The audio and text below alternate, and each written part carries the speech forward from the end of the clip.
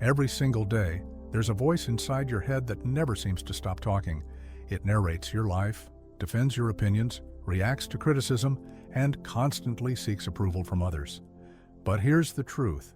This voice isn't you. It's something called the ego, and it's quietly running the show, shaping your thoughts, emotions, and actions without you even realizing it.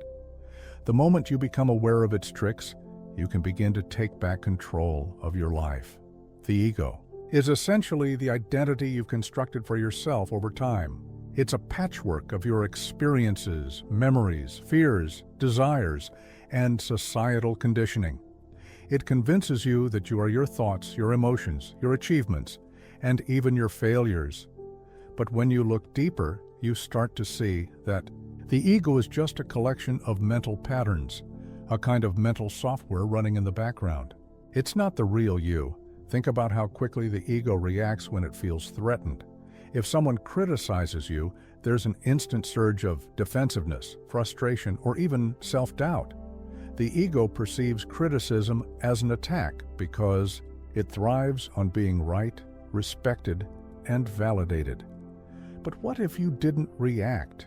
What if, instead of engaging with the ego's knee-jerk response, you simply observe the situation with curiosity? When you do this, you'll see that the ego is just a mechanism, a conditioned response, not a reflection of your true self. One of the most revealing ways to understand the ego is to notice how it constantly compares you to others. It looks at someone and whispers, "I'm better than them," or "I'll never be as good as them." It creates stories of superiority and inferiority, always trying to position itself somewhere on an imaginary scale of worth. But here's the thing, that scale doesn't exist. It's a game the ego plays to keep itself alive and relevant. The truth is, you don't have to measure yourself against anyone else.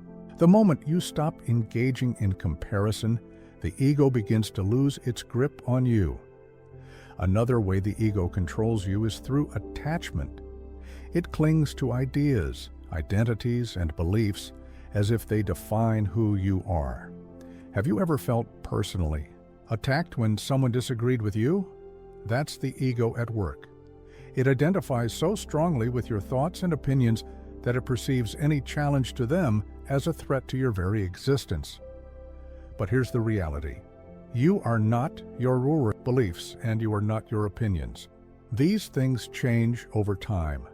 What you believed 10 years ago might be completely different from what you believe today. Yet, something deeper within you remains constant. When you detach from rigid identities and beliefs, you experience a profound sense of freedom, a freedom the ego can never provide. The ego is also fueled by fear. It's constantly projecting into the future, creating anxiety about things that haven't even happened yet. It plays out worst-case scenarios in your mind, convincing you that you need to prepare for every possible outcome and control every aspect of life. But here's the truth. The future isn't real. It only exists as a thought in your mind. The only moment that truly exists is now. The more you anchor yourself in the present, the less power the ego has over you. When you stop living in the imagined future or the remembered past, you begin to experience life as it is, raw, real, and unfiltered. So, how do you break free from the ego's control? It starts with awareness. Notice when the ego is speaking, when it's comparing, judging, defending, or fearing. Observe it without judgment, as if you're watching a character in a movie. The more you observe, the more you realize that the ego is not you. It's just a voice, a pattern, a habit. And like any habit, it can be changed. When you stop identifying with the ego, you begin to connect with your true self, the part of you that is calm, aware, and unchanging. This is the part of you that exists beyond thoughts, emotions, and external circumstances. It's the part of you that simply is. And when you live from this place, you no longer need the ego's approval, validation, or control. You are free. The journey to overcoming the ego isn't about destroying it. It's about seeing it for what it is and no longer letting it run your life. It's about realizing that you are not the voice in your head, you are the one who hears it. And in that realization, you find peace. One of the simplest ways to expose the ego is to watch it in action.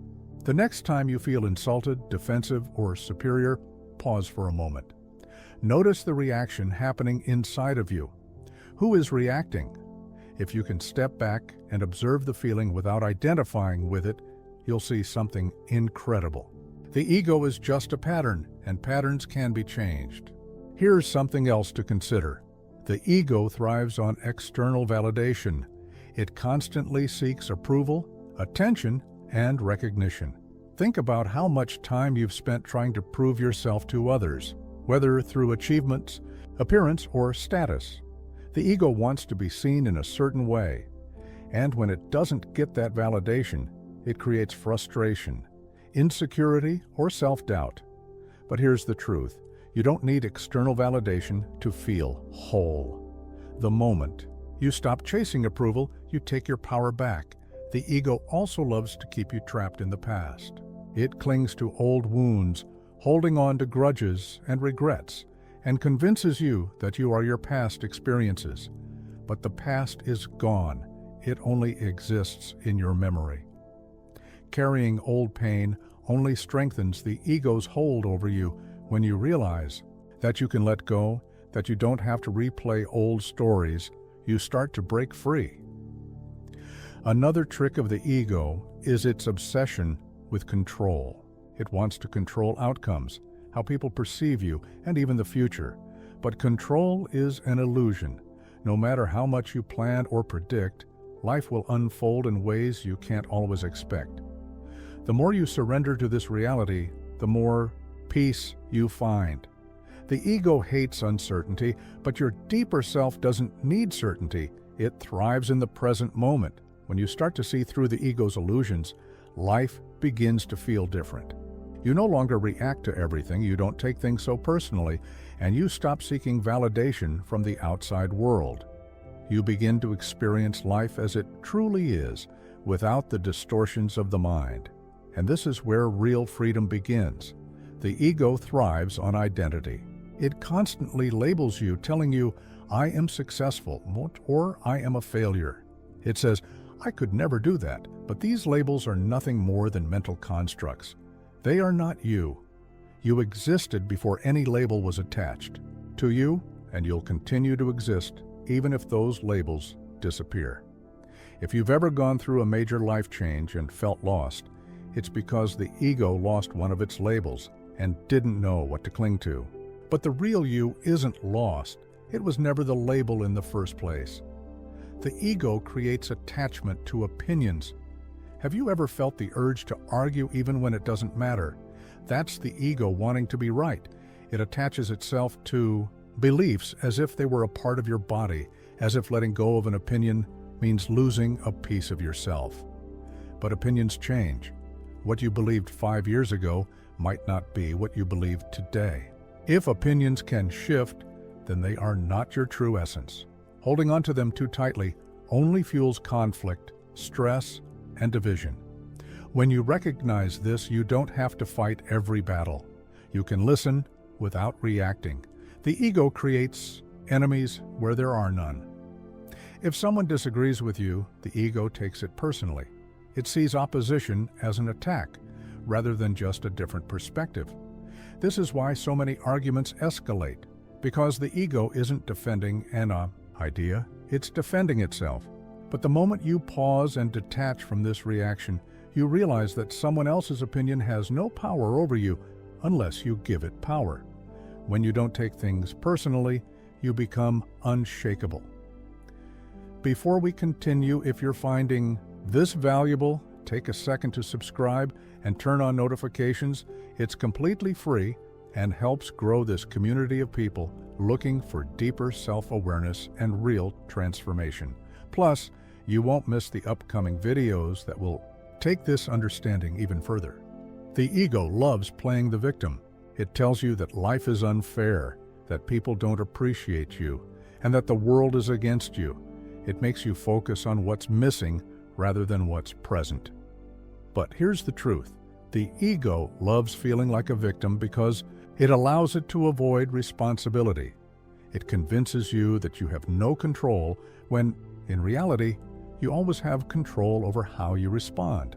The moment you stop feeding into the victim mindset, the ego loses one of its biggest weapons. The ego is terrified of silence. Have you ever noticed how uncomfortable people get when there's no noise, no conversation, no distraction? The ego hates stillness because in that silence, it starts to dissolve. This is why so many people fill their lives with distractions, constant scrolling, constant stimulation, constant external noise. It's a way to avoid facing the self without the ego. But the more time you spend in stillness, the more you realize that the ego is just a voice, and it's not the one in control. The ego distorts time. It pulls you into the past, making you relive old mistakes, regrets, and traumas, or it throws you into the future, making you anxious about things that haven't even happened yet. But the past no longer exists, and the future isn't real, it's only imagined. The only moment that is real is now.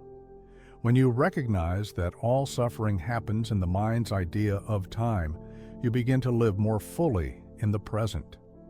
And in the present, the ego's illusions lose their power. The ego feeds on comparison. It always needs to feel superior or inferior to others. It looks at someone's success and feels threatened, or it looks at someone's struggle and feels better about itself. Either way, it's constantly measuring, constantly ranking, and constantly seeking validation through external comparison. But comparison is a losing game. There will always be someone better or worse according to the ego's standards. The only real freedom is letting go of the need to measure yourself against anyone else. The ego keeps you chasing happiness. It tells you, once I achieve this, then I'll be happy. Once I get that job, that relationship, that recognition, then everything will be perfect. But when you reach that goal, what happens? The ego just moves the goalposts. It never lets you arrive because if you did, you wouldn't need it anymore. True peace doesn't come from achieving more.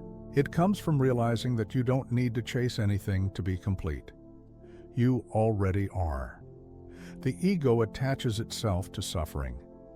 If you've ever caught yourself replaying painful memories, it's because the ego thrives on holding on to pain. It identifies with struggle, making it part of your story. It wants you to believe that suffering defines you because then it stays in control. But suffering is not your identity. It's just something you've experienced. When you see suffering as something separate from who you are, you free yourself from its grip. The ego tries to convince you that you are alone. It makes you believe that you are separate, that you have to fend for yourself, and that no one truly understands you. But this is just another illusion. Everyone experiences the ego's tricks in one way or another.